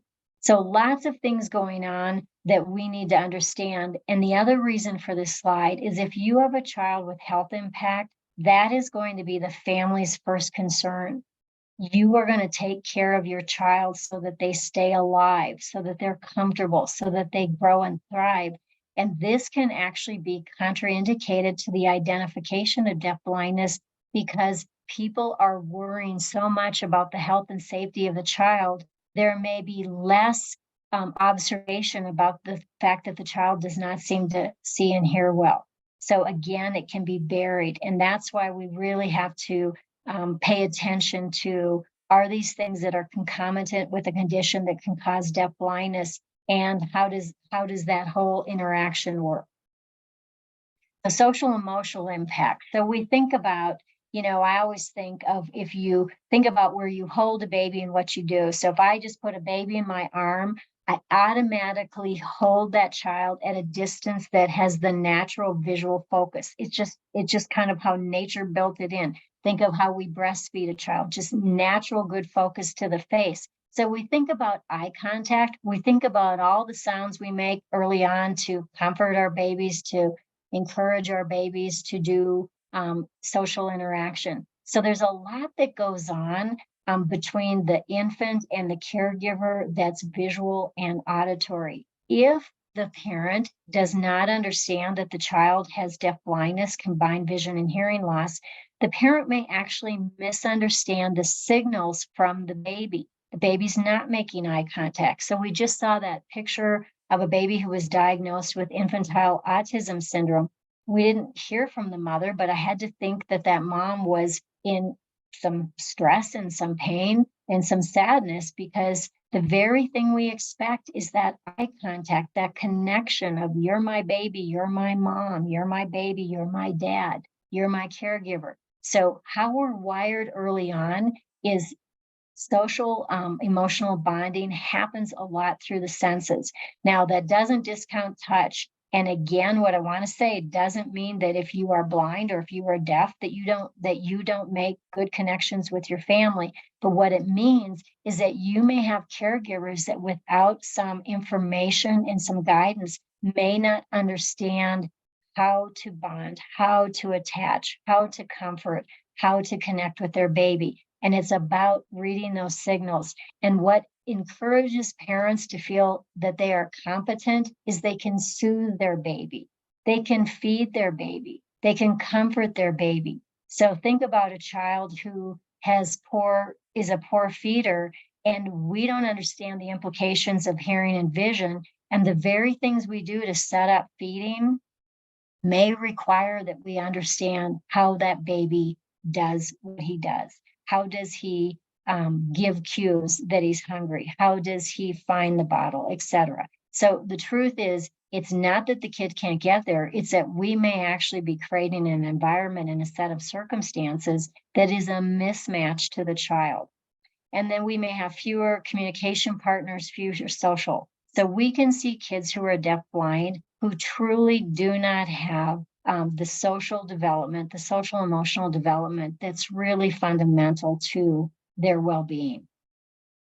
So here we just have some pictures. We have a picture of a mama in red. This is a little person who can't see the mom. And can you just feel that beautiful sense of I'm waiting and I'm connecting, and that power of touch? There you are, mama. And mom's just quieting down and just being present for the baby. So we have another child who's very close to the mom. And again, the mom's being just quiet, but we're waiting for those connections. So we sometimes find families who teach us, and we sometimes have families that we teach. But this is critical to the early bonding attachment that is so fundamental to everything else this little person's going to do in life. Cannot overstate it. And the risk of deafblindness can be a parent who doesn't feel connected and doesn't feel competent, and a baby who feels the stress. So this is one of the reasons early identification is so important.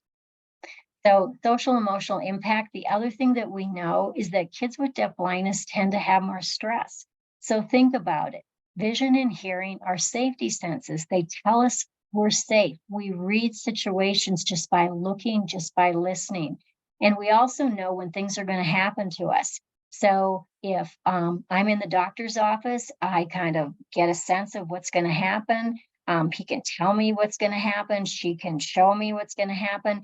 But if all of a sudden I'm a little person and a needle comes out of the way, out of the air, and all of a sudden all I feel is that pain, it's pretty tough. What if somebody puts me in a situation where I start to feel stressed? Then the next person who puts me in that situation, even if they do it a little differently to give some cues, you've inherited what happened before. So we always talk about you've inherited what happened before to that child if it's traumatic or stressful. So they're not able to necessarily understand, oh my goodness, this is happening. I need to make sure that I'm ready for it, or I can kind of steel myself for a particular situation. I'll tell you a really quick story. Many years ago in Alaska, where I was an early interventionist, they couldn't send some of the kids back to the village because they were medically compromised. And I went to a nursing home. That was the only place because they didn't put the kid in the hospital. He wasn't sick enough to be in the hospital, but he wasn't well enough to go home to the village.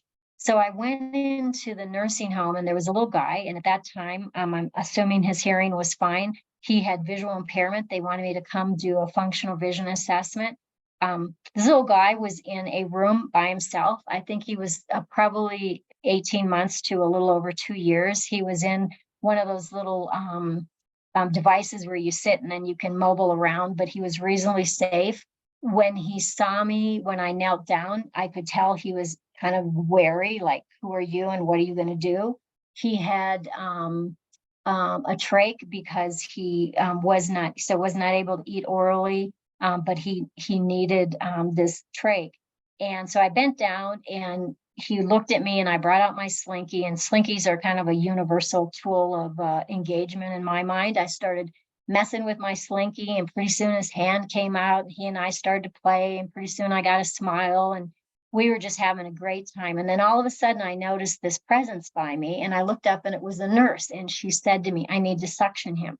And before I could say anything, she took the tube and she stuck it down his trach and I watched this kid disintegrate in front of my eyes. He back arched. He went from red to blue to white, and he was silently crying. She suctioned him and then she walked away. And I was devastated. I felt like I had just watched and allowed a train crash. So I looked at the little guy. He was finally coming back. He was figuring out how to compose himself. And I ran down the hall. It's a true story. And I said to this woman, would you please come back? I want to teach you something. And she was like, who are you and what are you and why are you? But she came back with me. So she came back in and I had training from a really great early interventionist blindness person who taught me the 1, 2, 3 method. And here's the method.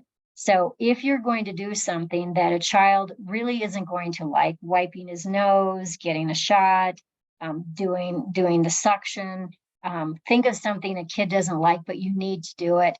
The goal is that you kind of do a 1, 2, 3. Now, if a kid can't hear you, you might figure out tap, tap, tap.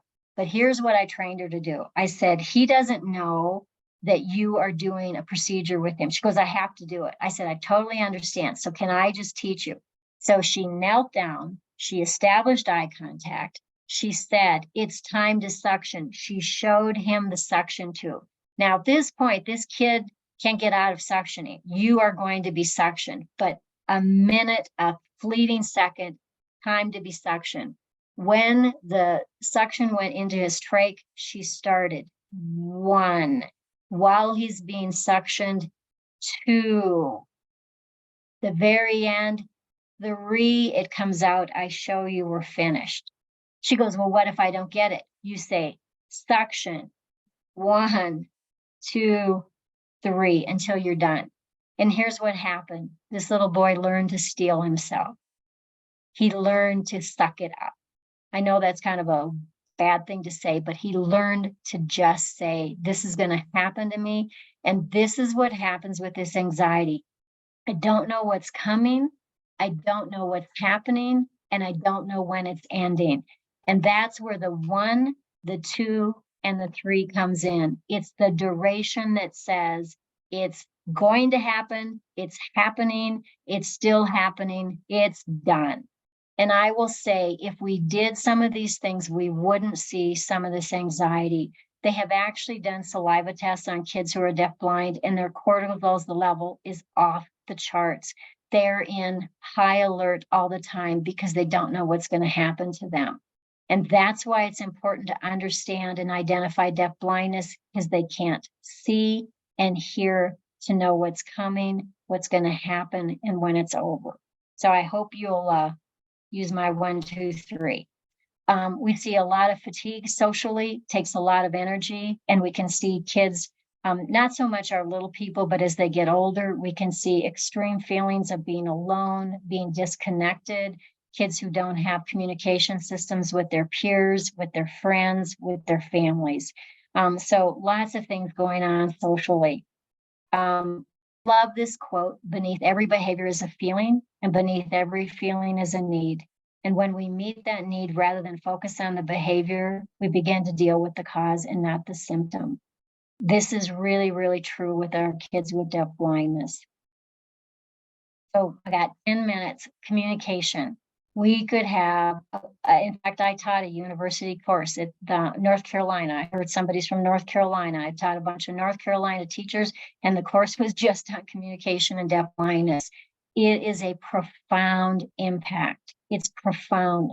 So I will say to you, we have kids who have communication impact because of the interactions of deafness and blindness. And it is a big, huge thing. And the more we understand the capacity of the child from a sensory perspective, the more we can figure out exactly what's to happen, how we introduce sign language, how we introduce touch, how we introduce object cues, haptics, etc., cannot be overstated. And if you don't address the communication, stand back, because you're going to see the behavior. And so it's just so important that we identify and then we start our programming. So here's just some of the challenges we see with communication. People have an inability to understand what the child is communicating, just like I talked about the young woman who had the reflux. She didn't have reflux on her communication board. She didn't have it in her sign language. All she knew, she was in pain, and she did everything she could to say, help me, help me. And this incredible mom finally got her help. So inability to understand the message from another person. So the child's the receiver, not understanding what's being communicated to him or her. I don't know what that other bullet is. Difficulty finding C. I have no idea what I said, but that was a communication problem I had. Behavioral issues we've talked about. Fewer partners. So if we have a child who has communication that's very unique to them, how universal is it to other communication partners? Are we finding topics with kids to communicate on? Fewer communication modes. So there's just lots of stuff going on with communication. Concepts. So this is from the Texas School for their Deafblind project. But again, it gets down to what we talked about with that incidental learning, that it could either be blocked or distorted. So kids can misunderstand. They only get part of it. They've only heard some of it. They've only seen a little bit of it. So you can have kids who have very false concepts, or they don't have the concept at all. So lots of missed opportunities for information. So Linda Alsop, who is a very famous person in the field of deafblindness, talked about that this is kind of a pyramid of learning. And what we typically think is kind of the base, that universal base that everybody gets, is incidental. And we talked about it. You don't have to do a lot of effort. You just open your eyes and you listen and you get a ton of information. And then we have more secondary, where we're doing more instruction. And then we have direct, where it's hands-on. That's very classic with most of our kids.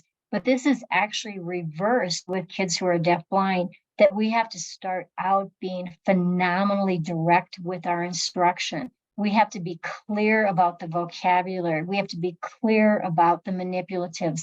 so that kids really have that hands-on experiential routines-based experience. And then we can start to see whether or not there are secondary or incidental opportunities. But when you think of interveners, which is a one-on-one specialist who works exclusively with a child who's deafblind, they are doing direct instruction, direct intervention all the time, because it's not the challenge of the child that he can't. It's not to say that we take away the intervener and all of a sudden the kid has incidental learning. The sensory challenge hasn't shifted.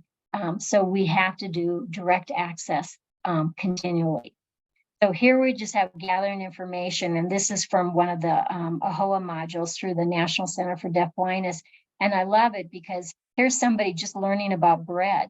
Well, what a wild thing. They're all in plastic bags. And so how else are you really going to teach the concept of bread?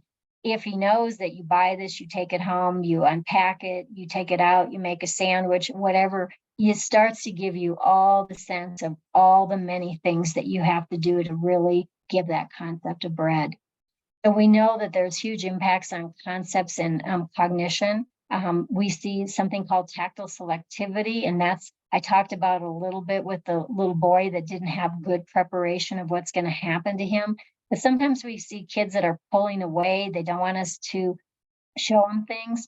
And it's because of that anxiety we talked about. And because of that anxiety, you may have a kid who's reticent to touch, feel, and learn. And that's the primary learning mode of the kid for some of our kids is hands. But if we have hands that aren't engaged because the kid doesn't know what's happening and is fearful, we have a kid who truly isn't in a learning situation. So lots of things can happen around cognition. So here's just some example. Your dad's shoes are different from your mom's. Does somebody really teach that? Or do you just see at the end of the day, dad's shoes are at the door and mom's shoes and they're different? Or there's different shoes depending on if we're going for a walk or if we're going for a swim. Vacant lots look different than parks. So it's just some of these things. It's just unbelievable. We could do a big workshop on just all the examples of things that kids have missed and what we could have done so that they had deeper learning. We got two little guys. I love this picture. We got a little person who's got low vision and a little guy with hearing loss, and they're working together. But what you see is they're kind of interested in totally different things. So what are we going to do to pull them together so that they engage? Movement and mobility, so especially O&M specialists, we know that our kids are at risk for a couple things with deafblindness. They're at risk for low tone or hypotonia. This comes from a lack of vision. There's all sorts of things that talks about how vision really tutors vestibular and proprioceptive function, which in turn creates this thing called postural tone. We also know that kids who have hearing differences are more at risk for poor or absent vestibular. So this is telling us where you are in space. So we have conditions such as charge association where kids truly don't have good vestibular function, and it absolutely impacts their capacity to do postures that are anti-gravity. They can't get off the ground. They need the ground to give them basically that proprioceptive boundaries of where I am in space. So we see qualitative and quantitative milestone differences with many of our kids with deafblindness for motor function. They may not have the incentive to move because we're going to talk about this tomorrow. The eye really leads the hand and the body. So we also can just have an influence of orthopedic or other health impairments. So we can have kids who are sick. We can also have kids with cerebral palsy or other issues. So lots of things that can happen with movement and mobility. Daily living, it just makes sense. Sleep can be affected. We know biorhythms can be very altered. We think about melatonin being released as the sun goes down. Well, if you don't have a visual system that works, you don't respond to the melatonin. So we can see kids who are on very different sleep schedules, might be really tired during the day and really wide awake at night. Feeding can be affected, and this can have profound ramifications for how parents feel competent that they can't nourish their children, and there can be ramifications for whether the baby's getting the caloric intake they need. So lots of things are happening. So that's a lot of impact. So with my last minute, I will just say, if you feel overwhelmed, with, oh my gosh, kids who are deafblind have too many things going on and they can't do anything. I will tell you, they can do a lot. And they do a lot when we really get down to those principles that we did with Bruce Perry, where we say, what's the maximum input that can come in internally and externally? How do we scaffold for good accessibility? And then how do we begin to address calming this kid down so he's ready to learn? And that becomes kind of the first place. So the last slide of the day is I've made a maze. I have a little person who's got hearing aids and a cane. And on one side, we have identification leads to appropriate medical care, trust, relationships, communication, optimal sensory experience for learning, O&M, accommodations. You start to think this kid's going to go through this maze with some pretty great stuff. And on the other side, if we haven't identified deafblindness, we have a kid who's probably horribly misunderstood in terms of abilities and needs. We may have a child who's very isolated. We can see behaviors, and kind of at the end of the day, it's like, let's not even go there because we really need to identify. So tomorrow, we're going to talk about all of this stuff. So I'm going to get out of this and just ask if there's any quick questions that I should be addressing before tomorrow. I know that was a lot of content. I hope it set the stage for the importance of identification and the complexity of deafblindness that can make it harder to identify, but more essential to identify. So anything burning that you need to know before we got 2 minutes before lights go out?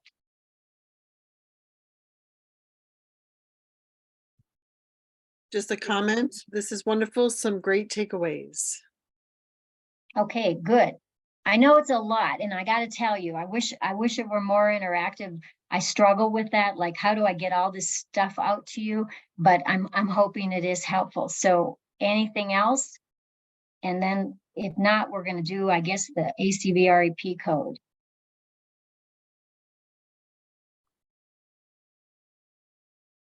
Just another comment. Great information.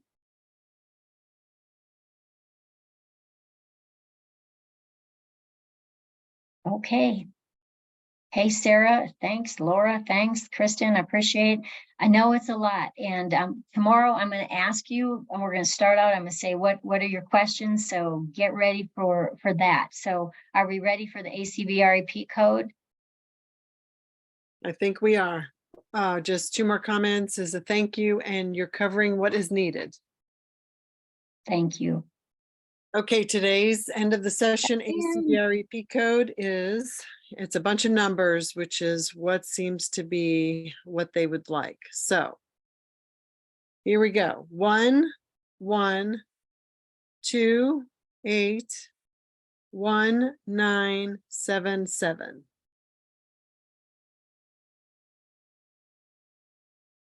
I'll repeat the code. 1 1 2 8 1 9 7 7.